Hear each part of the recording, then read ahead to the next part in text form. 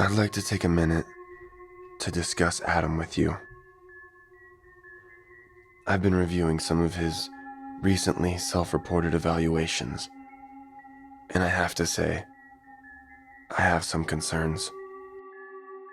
Adam lists his top priorities to be overall guest comfort throughout their stay. He goes into detail about going the extra mile to assure they're treated with the utmost care available. He claims to have received positive feedback, even going so far as to include several handwritten customer service reviews, scribbled on random pieces of paper, which, might I add, are all very clearly written in the same exact handwriting.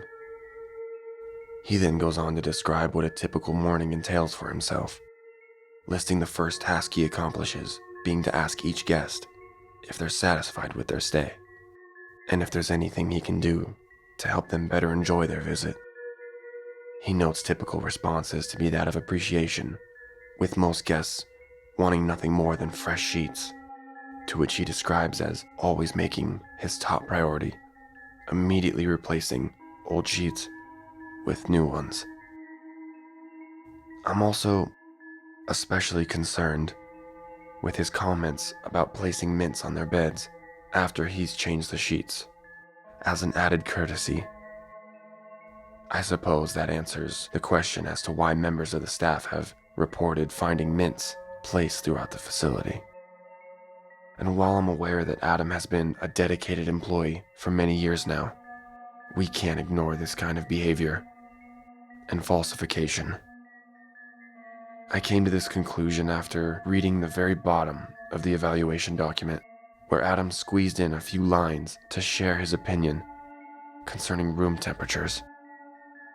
He writes that many of our guests have complained about the rooms being too cold and asking if the heat could be turned up. He expresses his disappointment with having to deny their request due to our strict policy about maintaining cool temperatures inside the morgue. Adam has been warned several times in past occurrences to refrain from turning up the heat, and I'm afraid we cannot allow this kind of behavior to continue. The rest of our staff have reported the smell of decay coming off the bodies well before opportunity to perform the autopsies arises.